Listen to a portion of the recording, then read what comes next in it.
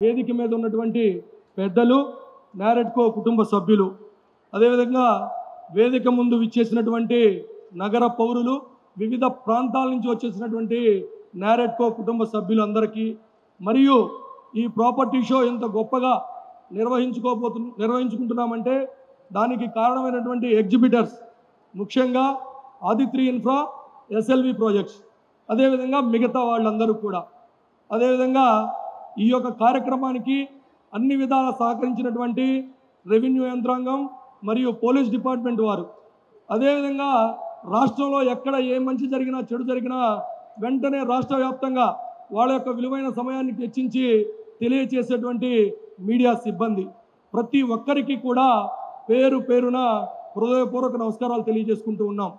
అదేవిధంగా మీకు తెలుసు, గడిచిన 5 సంవత్సరాలు మనం ఒక రాక్షస పాలనలో ఉన్నాం. ఎందుకు చెప్తున్నానంటే ఇదేదో మెహర్బానీ కోసం చెప్పలా, మనం పడినటువంటి కష్టాలు, గడిచిన 5 సంవత్సరాల్లో నిర్మాణ రంగంలో ఉన్నటువంటి వారు కానీ, స్థిరాస్తి రంగంలో ఉన్నటువంటి వారు కానీ ఎంతోమంది అప్పుల పాలైపోయారు. అదేవిధంగా కొంతమంది ఈ రాష్ట్రం వదిలిపెట్టి వెళ్ళిపోయారు. దానికి కారణం 17 డిసెంబర్ 2019. అది ఒక చీకటి రోజు, అది చరిత్రలో ఎప్పుడూ గుర్తుండిపోయే రోజు. గత ప్రభుత్వం తీసుకొచ్చిన 3 రాజధానుల అంశం, 3 రాజధానులు 3 ప్రాంతాలు. ఏ ప్రాంతమైనా గత ప్రభుత్వం బాగు చేసిందా? ఏ ఒక్క ప్రాంతాన్నైనా బాగు చేయగలిగిందా? ఏమీ లేదు.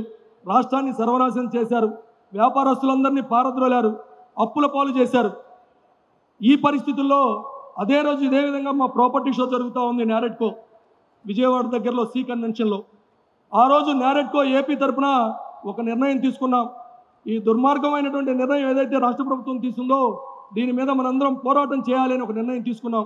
దానికి అనుగుణంగా రాష్ట్ర వ్యాప్తంగా ఉన్న నారెడ్కో సభ్యులు, హైదరాబాద్లో ఉన్నటువంటి నారెడ్కో పెద్దలు అందరూ ఎన్నో రకాలుగా సహకరించి ఆ యొక్క అమరావతి ఉద్యమాన్ని దిగ్విజయం అయ్యే విధంగా అన్ని రకాలుగా సహాయ సహకారం అందించారు.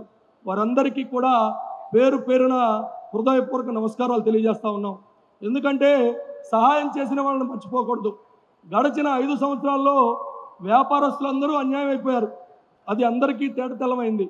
ఆ తర్వాత ఏదైతే ఉందో ముఖ్యమంత్రి గారికి ఈ విషయంలో మనం ప్రత్యేకమైనటువంటి ధన్యవాదాలు చెప్పుకోవాలి. ఎందుకంటే 2014-19 కాలంలో ముఖ్యమంత్రి గారు మనకు మంత్రి గారిని ఇచ్చారు మన శాఖకు.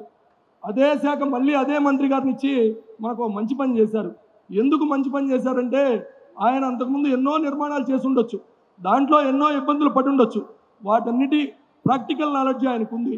ఇవాళ మనం వెళ్ళి ఒక సమస్య చెప్తే దాన్ని పరిష్కరించే వరకు వారు నిద్రపోరు అంటే అది ఆశ్చర్యం కాదు. ఎందుకంటే వారే ఫోన్ చేసి అధికారులతో సమావేశాలు పెట్టాం, రమ్మనమని కబురు చేసినటువంటి పరిస్థితి. అందుకు మా యొక్క నారెడ్కో తరఫున ప్రత్యేకమైనటువంటి ధన్యవాదాలు తెలియజేస్తూ ఉన్నాం. ఆ రోజు ఈ నారెడ్కో ఉద్యమం స్టార్ట్ చేసినప్పుడు విజయవాడ కానీ రాష్ట్ర వ్యాప్తంగా ఉన్నటువంటి అన్ని వ్యాపార సంఘాలు, అదేవిధంగా సోదర ప్లాట్ఫామ్ అయిన క్రెడై నుంచి శివారెడ్డి గారు వచ్చారు, అట్లా అందరం కలిసి ఆ ఉద్యమం చేశాం. ఆ ఉద్యమం చేసే క్రమంలో అది ఒక ధర్మబద్ధమైందని రాష్ట్ర వ్యాప్త ప్రజలందరూ కూడా అంగీకరించి ఎన్నో రకాలుగా రాష్ట్రంలో ఉన్నటువంటి వారు, వివిధ ప్రాంతాల్లో ఉన్న తెలుగువారు ఎంతగానో సహకరించారు. ఆ ఉద్యమ కాలంలో 2 విలువైన మిత్రులను పోగొట్టుకున్నాం. ఒకళ్ళు జిఎస్ఎస్ ప్రసాద్ గారు, అమరావతి పరిరక్షణ సమితికి ట్రెజరర్గా ఉండి కరోనా కాలంలో చనిపోయారు. వారికి మాత్రం ఎప్పటికీ రుణపడి ఉంటాం మేము. అదేవిధంగా శ్రీ నగేష్ గారు, ఎందుకంటే విశాఖపట్నం నుంచి ఎంతో ఆర్థికంగా సహాయ సహకారం అందించడంలో వారి కృషి ఎనలేనిది. అదేవిధంగా ఈరోజు రాకపోయినా హైదరాబాద్ నుంచి ఆర్థికపరమైన అంశాల్లో సహకరించిన సోదర సమానులు వెంకటేశ్వరరావు గారు, అలా చెప్పుకుంటూ పోతే ఎంతోమంది. అదేవిధంగా అమరావతి ఉద్యమానికి నారెడ్కో ఎనలేని కృషి చేసింది. ఆ యొక్క దుర్మార్గపు ప్రభుత్వం అంతరించి ఈ కూపటమి ప్రభుత్వం అధికారంలో రావడానికి ఈ యొక్క నారెడ్కో మీ వెన్నంటి ఉంది అని చెప్పి ఈ సందర్భంగా తెలియజేస్తూ ఉన్నానండి. అదేవిధంగా ఇకపోతే ఒక చిన్న విషయం అండి, మంత్రి గారు ఎన్నో రోజుల నుంచి మా సమస్య పరిష్కరించాలని అనుకుంటూ ఉన్నారు. మంత్రి గారు ఆ సమస్యను పరిష్కరించడానికి ప్రయత్నం చేస్తున్నారండి. రియల్ ఎస్టేట్ రెగ్యులేటరీ అథారిటీ, దానికి పూర్తి స్థాయి బాడీని నియమించమని ఈ సందర్భంగా మిమ్మల్ని అభ్యర్థిస్తూ ఉన్నామండి. అదేవిధంగా ఇంకో జటిలమైన సమస్య, గత ప్రభుత్వంలో పాలకులు చేసిన మోసం, అన్యాయం, అది 700 మంది బిల్డర్లకి ఒక పాపంగా శాపంగా మారింది.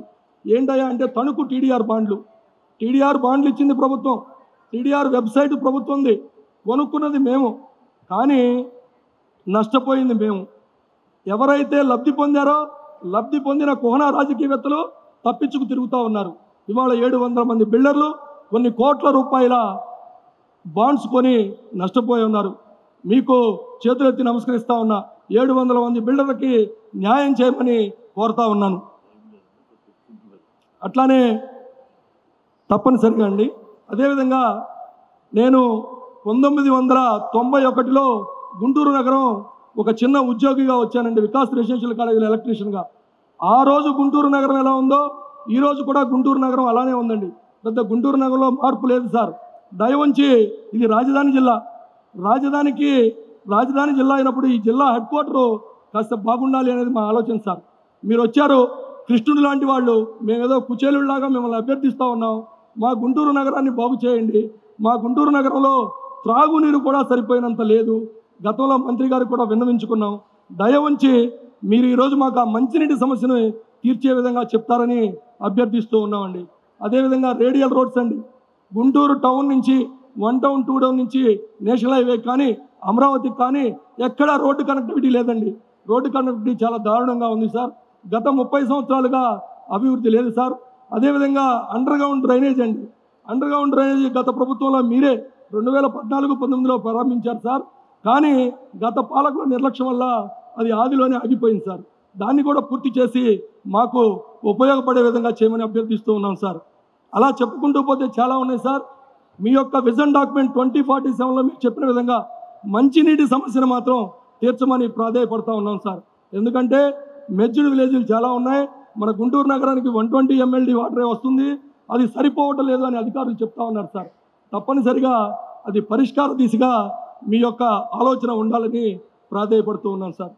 అనాథరైజ్డ్ లేఅవుట్స్, అక్రమ లేఅవుట్లు, అక్రమ నిర్మాణాలు జరిగితే వాటిని తుదముండిచ్చే విధంగా అసలు అక్రమ లేఅవుట్లు రిజిస్ట్రేషన్ కాకుండా మీరు చట్టం తీసుకురావాలని చెప్పేసి మేము పదే కోరుతా ఉన్నాం సార్. ఎందుకంటే అందరం కూడా చట్టబద్ధంగా వ్యాపారం చేస్తున్నాం, అక్రమంగా కొంతమంది చేసి మా వ్యాపారస్తులకు చెడ్డ పేరు తెస్తూ ఉన్నారు సార్. కాబట్టి అగ్రికల్చర్ ల్యాండ్ కన్వర్షన్ కాకుండా, నాలా కట్టకుండా, LP నెంబర్ లేకుండా, రిజిస్ట్రార్ ఆఫీస్లో రిజిస్టర్ కాకుండా మీరు చట్టం తేవాలని ఈ సందర్భంగా మిమ్మల్ని అభ్యర్థిస్తున్నాం సార్.